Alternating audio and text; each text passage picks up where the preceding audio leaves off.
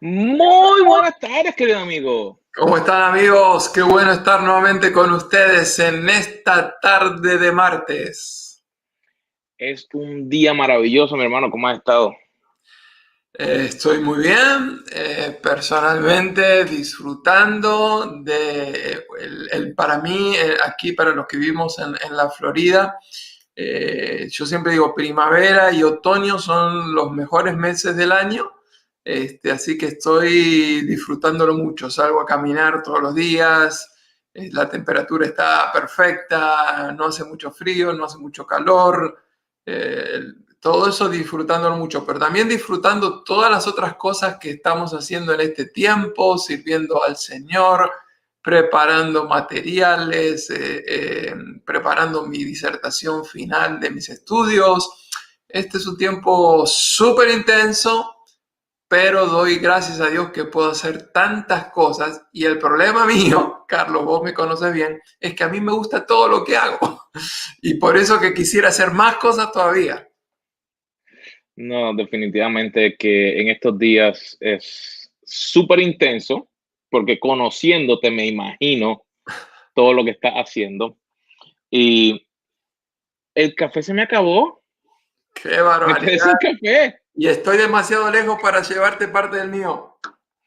Eh, Realmente, queridos amigos, es un día maravilloso y cada vez que Carlos y yo nos sentamos a pensar qué tema, qué podemos compartir con cada uno de ustedes, es realmente un placer pensar, porque número uno nos pone a nosotros, a que pensemos qué áreas nosotros todavía tenemos que seguir creciendo, buscando, aprendiendo, pero áreas en las cuales son sumamente importantes. Y si esta es la primera vez que te conectas, bienvenido. Está invitado todos los martes a las 3 horas del este. Así que dale me gusta si está en inglés, like, suscríbete en cualquiera de nuestros canales. Pero todo este año llevamos leyendo la Biblia en un año. Ah, eso ha sido un desafío muy grande para aquellos que no lo han hecho anteriormente. Siempre la gente me conecta y me manda mensajitos. Estoy atrasado. Hay gente que está adelantadísima. Quiero felicitarlo a mi buen amigo Miguel de Argentina. Él está súper adelantado. Está más de 2 libros de la Biblia adelantado. Así que ¡Wow! aplauso para Miguel. Espérate, déjame ver. Yo no tenía aquí algo. No tenía un. No, pensé que tenía aquí algo para poder mandarle como si fuera un dibujito de saludo o cosas así. Ah, no, sí, mira, míralo aquí. A ver, a Déjame ver, a ver. ver. Ah, Ahí está el confeti. para ¡Wow! Miguel, Miguel, por para ti. favor, para Miguel, qué bueno. Y mi suegra también, ella generalmente está adelantada porque ella generalmente lo lee y lo estudia, lo escucha a la misma vez, así que hay días que en vez de 3 capítulos se escucha 5, así que felicitaciones para ella también. Así que nos alegramos por toda la gente y es un placer poder leer la Biblia en un grupo así y juntos. Y si no has empezado, pues comienza. Puedes ir a nuestra página en Café con los Carlos y allí puedes encontrar información de cómo comenzar a leer la Biblia en un año. No es imposible, pero es el placer de ir por el proceso de poder estudiar y leer la Biblia como una prioridad en tu vida. Eh, Así es, y para aquellos que están más o menos al día, estamos aproximadamente en el libro de Segunda Samuel, en los capítulos 17 al 19, y son unos capítulos interesantísimos. Hay una matadera y la sangre que corre por todos lados, porque hay básicamente una guerra dividida entre tres. Es la guerra entre familiares. Ahí tenemos la historia de David, que aparentemente no había podido ser un buen padre para sus muchos hijos, así que uno de sus hijos, Absalón, le tiende una trampa, se subleva, se está ganando el corazón del pueblo. Así que esa es la primera guerra, padre versus hijo. Pero también hay una guerra militar. Tenemos el general Amasa, que está a cargo del ejército de Absalón, versus Joás, que está a cargo del ejército de David, juntamente con dos grandes ayudantes que él tiene, que es el Abisaí, hijo de Sarvia, y Itaí el Geteo. Y además de la guerra entre familiares y entre guerreros militares, tenemos también la guerra entre sabios. Hay dos sabios que eran los consejeros originales de David, Ahitofel y Usaí. Ahitofel se toma venganza de David por lo que él le hizo a Betsabé, su nieta, que eso viene un poquito más adelante, pero ahí ya se empieza a notar lo que está pasando. La cuestión es que hay una guerra entre estos dos sabios. ¿A quién de los dos le va a hacer caso Absalón? Absalón, por la mano de Dios, al fin de cuentas le cree que el consejo de Usaí era el consejo sabio, cuando en realidad yo creo un poquito a Carlos. No sé si me escuchas, Carlos. Sí, pero sí, en lo que se vuelve a conectar, no soy yo o si es él. ¿Está ahí, mi hermano? Yo estoy acá, yo estoy perfectamente acá. Lo que me parece es que tu conexión hoy de internet está un poquitito más lenta, me parece. La imagen se te ve un poquito borrosa. La cuestión es que les estaba contando que estaba la guerra entre familiares, Absalón y David, entre militares, los dos generales Amasa y Joab, y entre los sabios, Usaí y Ahitofel. Pero no me creas a mí, ve, léelo, y ahí te vas a encontrar con estas historias magistrales. Y realmente el poder estudiar la Biblia y ir por el proceso no es solamente para los eruditos, sino es cómo todo esto lo podemos aplicar a nuestra vida en el día a día. Y esas historias muchas veces cuando nos vemos en ellas, cómo aprender de ellas, nos ayuda a poder entonces saber dónde y cuándo Dios quiere hacer cambios en nuestra vida. Pero en el día de hoy no vamos a tocar el tema de esas historias, sino que eso viene para otro día, porque a mí me encanta eso y a veces cuando veo una película como la de los 300, esos guerreros así, yo me imagino así como hubiera sido. Pero Carlos, el tema del día de hoy, ¿cuál es el tema de hoy? Bueno, todos tenemos momentos en la vida en que las cosas no están marchando como nosotros quisiéramos. Y cuando eso empieza a suceder, es como que nuestra vida se nos empieza a caer, a tambalear.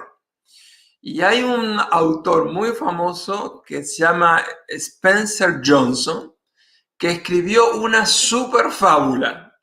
Y en esa fábula está hablando de dos ratoncitos que están andando, dando vueltas por todos lados, buscando eso que les produce satisfacción y felicidad.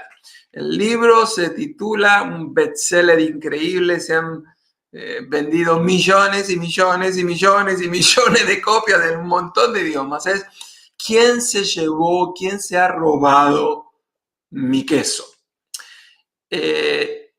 La verdad es que en cierta manera esa fábula nos aplica a todos nosotros porque para muchos seres humanos el queso, eso que les produce satisfacción, felicidad, es el dinero.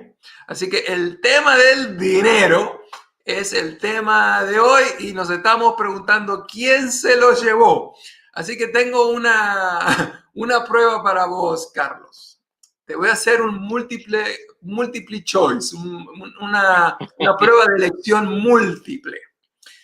¿Quién te parece que se está robando el dinero? Opción número 1, la inflación.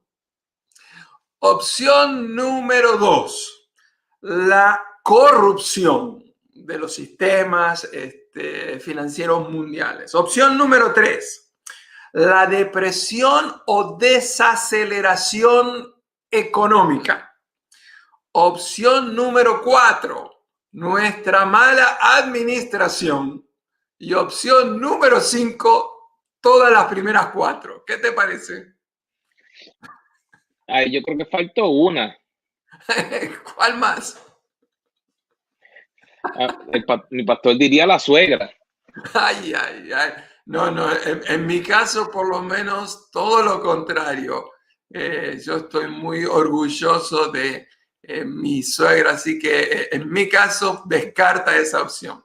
La verdad es que todos tenemos alguna razón por la cual el dinero está escaseando, por la cual el dinero no nos rinde. Y en cada país a los cuales nosotros representamos, podríamos estar contando un montón de historias diferentes. Así que hoy vamos a tratar de hablar del tema del dinero de una manera un poco más general, aunque daremos algunas ilustraciones en base al contexto donde vivimos, en este caso los Estados Unidos, pero los principios que vamos a compartir se aplican no importa dónde tú estés. Así que Y es estamos... interesante porque el tema del dinero es lo que muchas veces desde pequeño uno no aprende mucho, sino que un niño pequeño lo primero que hace es dame, pide, y no entiende cuánto algo cuesta. Y si no se le empieza a enseñar correctamente, comienza luego a tener problemas. Tienes una gran razón. Es uno de esos temas donde nunca hay suficiente educación. Y podríamos dar un montón de ejemplos, pero vamos a avanzar un poquitito. Queríamos compartir que en los Estados Unidos se hizo una encuesta con gente que tenía valores morales, que tenía una formación sólida religiosa, y en esa encuesta se llegó a la conclusión de que aún esa gente que tenía valores morales, preparación religiosa, sin embargo, más del 40% estaban gastando más dinero del que estaban ganando. Y todos nosotros sabemos que si un mes, 2 meses, 3 meses gastamos más de lo que gana, obviamente terminamos en un terrible pozo financiero. Esa misma encuesta dio como resultado que más del 20% estaban al borde del divorcio. De ese grupo, en realidad hay otras estadísticas en cuanto al tema del divorcio y el dinero. ¿Tú tienes alguna por ahí, Carlos, que hable del tema de algún dato estadístico sobre el tema del dinero y el divorcio? Sí, es tan interesante el ver estos estudios que dejan ver que casi hasta un 50% de los matrimonios terminan por un problema relacionado con dinero. No porque hubo otra cosa, sino que por el dinero, que es algo tan raro, porque por lo regular no se identifica que hasta un 90% han tenido problemas específicamente cuando eran separados. O sea, significando de que no era algo dentro, sino que ellos mismos ya su conducta, la forma de cómo manejaban lo que Dios le proveía, no lo estaban haciendo de una manera correcta. Bueno, hablando de estadísticas, más del 100% de las personas están insatisfechas con su situación financiera actual. Y ahí habría que poner una cara bien grande y una sonrisa. En realidad, esa estadística no existe en ningún lado, es una estadística personal que yo inventé. El primer error de ese dato es que no podemos hablar de más del 100%, o sea, el 100% sería lo máximo. Pero, aunque es a tono de broma, Si no será más del 100%, quizás 98% de la gente está insatisfecha con su situación financiera. Me hace acordar lo que dijo un día Rockefeller. En una entrevista a Rockefeller le preguntaron, ¿y usted está satisfecho con lo que usted tiene? Y la respuesta fue, por supuesto que no. Estamos hablando de un multibillonario que él no estaba satisfecho. Y le preguntaron, ¿y cuándo usted va a estar satisfecho? Y dijeron, el día que haga un poquito más. La insatisfacción perenne, perpetua. Había que hacer un poquitito más. La verdad es que todas estas cosas de las que estamos hablando hoy, todas las situaciones de las crisis financieras, la insatisfacción, la Biblia habla de una palabra que es el contentamiento. La falta de satisfacción financiera, la crisis que tenemos financiera, es un reflejo externo, es un síntoma externo de una realidad interna. Así que no tenemos que andar buscando tanto las causas por afuera, sino que tenemos que mirar cómo está nuestro corazón.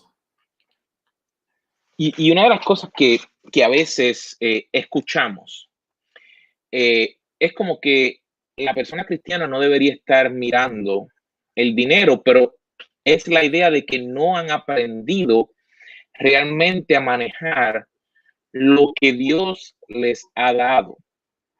Y tratan de utilizar versículos dentro de la Biblia para justificar a lo mejor de que no deberían mejorar o que no deberían realmente poder tener una capacidad financiera.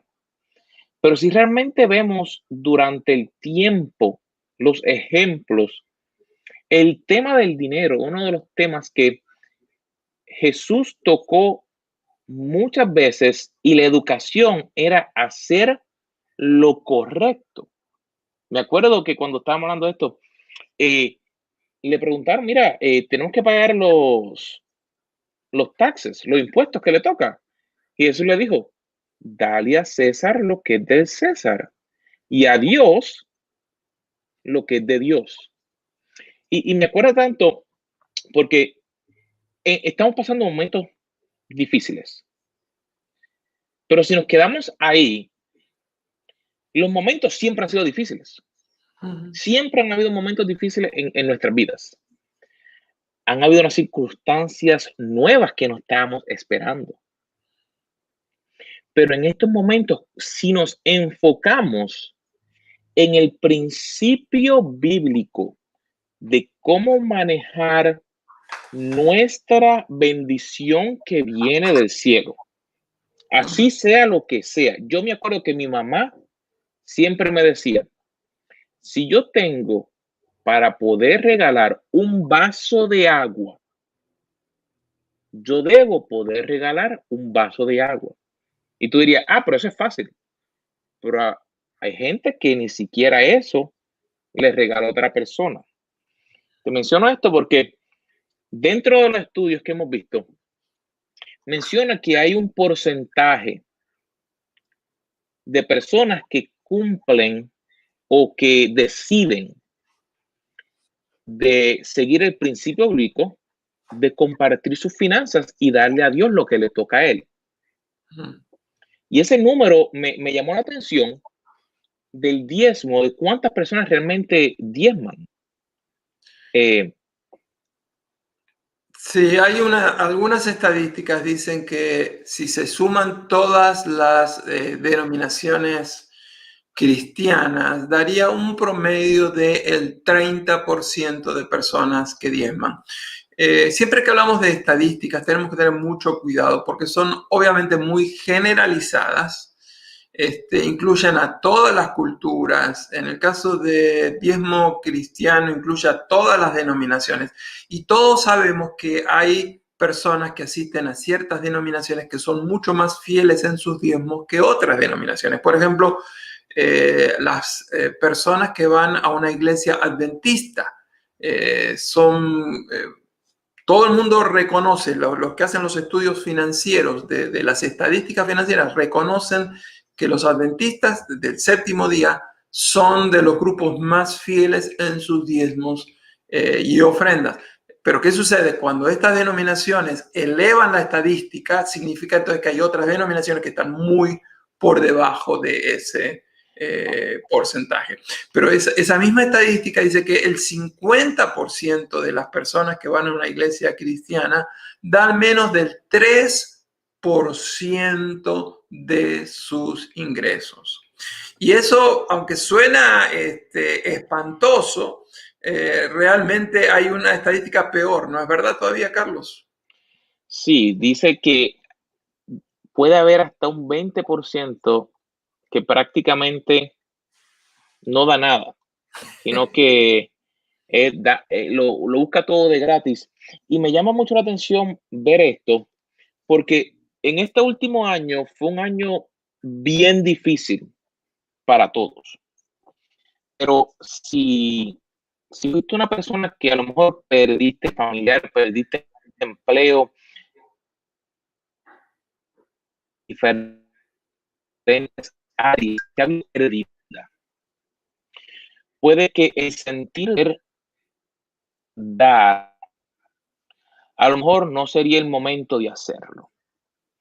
Quiero solamente contarte la matemática de Dios, ni Harvard le explica. Te puedo hablar que en este año que hubieron momentos bien difíciles, y Carlos lo sabe, yo te puedo decir que Dios fue fiel, y con lo que Él fue fiel, yo le fui fiel a Él. Y no te lo estoy contando por llenarme la boca ni nada, sino quiero contarte lo que ocurrió en mi vida. Hubieron momentos en los cuales yo no sabía si iba a llegar algo. Hubieron momentos en los cuales el trabajo escaseó, y no por falta de búsqueda, porque hubieron momentos en que se llegaron a hacer hasta 100 aplicaciones para trabajo. Pero lo que entraba, dije, Dios, si yo te soy fiel a ti, yo confío en ti de que tú has de ser fiel. Yo no te puedo decir cómo Él lo estiró, pero yo te puedo decir de que no ha faltado nada.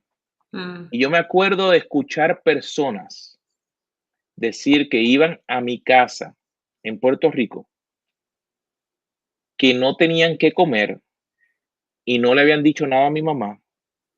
Y mi mamá tenía un calderito así de chiquito que había hecho de comida, y que ese caldero rendía y se multiplicaba lo que salía de ahí. Así que quiero instarte a que te estamos dando estadísticas para que veas la realidad que hay en otras personas. Pero quiero instarte a que si nunca lo has hecho, que comiences, aunque sea con lo mínimo que tú pienses, con la idea de decir, Dios, yo quiero que tú me enseñes a poder manejar mis finanzas a la manera de Dios. Que yo pueda entender cómo manejar mi dinero a la manera de Dios. ¿Cómo tú quieres que yo lo haga? Porque eso realmente va a hacer una diferencia en tu vida espiritual, porque ya tú no empiezas a depender de ti, sino que comienzas a depender de Dios, y vas a ver cómo los cielos se abren para poder transformar tu vida, y las bendiciones que comienzan a llegar, que tú no sabes de dónde llegan, te han de espantar o de sorprender, como digan la palabra en tu país. Claro que sí. Hoy queríamos compartir con nuestra amable audiencia este tema, sabiendo que muchos de nosotros estamos en momentos muy complicados financieramente.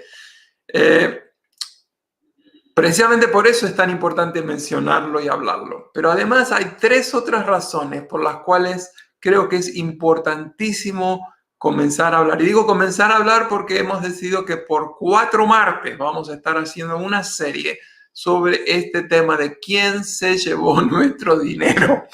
Y entonces, la primera razón por la cual es que creemos que es muy importante es la razón de que la manera en que nosotros administramos nuestro dinero es un importantísimo indicador de cómo está nuestra vida espiritual. Es decir, más allá de la parte exterior del dinero está la parte de nuestro corazón. Como dijimos anteriormente, la situación de las crisis económicas muchas veces reflejan son un termómetro externo de una crisis espiritual interna. Dice la palabra de Dios en Lucas capítulo 16, verso 10. El que es fiel en lo muy poco, también en lo más es fiel. Pero el que es infiel en lo muy poco, también en lo más será infiel. Yo nunca me voy a olvidar cuando una persona en la iglesia que yo estaba pastoreando me dijo: pastor, ¿cuánto me gustaría ganarme la lotería?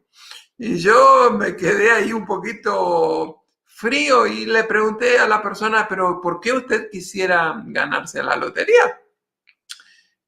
Claro, la tentación era empezarle a refutar de que no debía jugar y todo eso, pero le pregunté ¿por qué? Dice: porque si yo ganara la lotería, podría ser generoso con la iglesia. Y ahí enseguida me vino a la mente lo que dice la palabra del Señor. La palabra del Señor dice que la fidelidad no se mide cuando tenemos mucho, sino que la fidelidad se mide en lo que tenemos ahora. Si tú no eres fiel en lo poco, aunque tú recibas una gran herencia, no serás fiel cuando la recibas.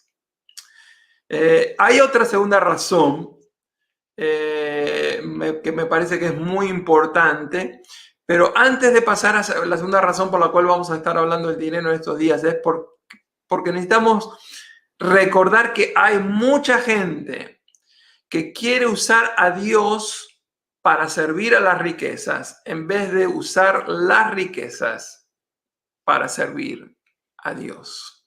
Así que mucho cuidado con eso. Nosotros tenemos que servir a Dios y usar las riquezas para su servicio, y no servir a las riquezas y usar a Dios para servir y hacer más. No, y eso es bien importante, el poder darnos cuenta que nuestro servicio, Dios siempre va a estar pendiente. Y la idea de utilizar a Dios para tratar de ganar riquezas es como si tuviéramos una cuenta de banco. Llega el punto que si tú no depositas nada, no puedes sacar nada. Va a estar en negativo. Pero a diferencia, si en vez de pensar en Dios como un banco, viniéramos ante Él y rindiéramos realmente nuestro servicio, no dividir nuestro pensamiento, sino realmente de entrada, pudiéramos ver que entonces ahí hay un cambio. Y mira, dice la Biblia que si los lirios que están en el campo no se preocupan qué han de vestir y son tan lindos, porque los lirios son realmente lindos, una de las flores más lindas. Y unos lirios cala así que tienen mi mamá tenía esos lirios y yo me acordaba siempre de ese versículo. Dios se ha de encargar de cada uno de nosotros cuando hacemos lo correcto, que es poder, y esta es la idea, de que aunque este tema es un tema que a veces no se trata, que podamos enseñarte y compartir lo que hemos aprendido a través de los años y que tú también puedas compartir con nosotros, que puedas dejarnos saber qué piensas sobre ese tema. Claro que sí.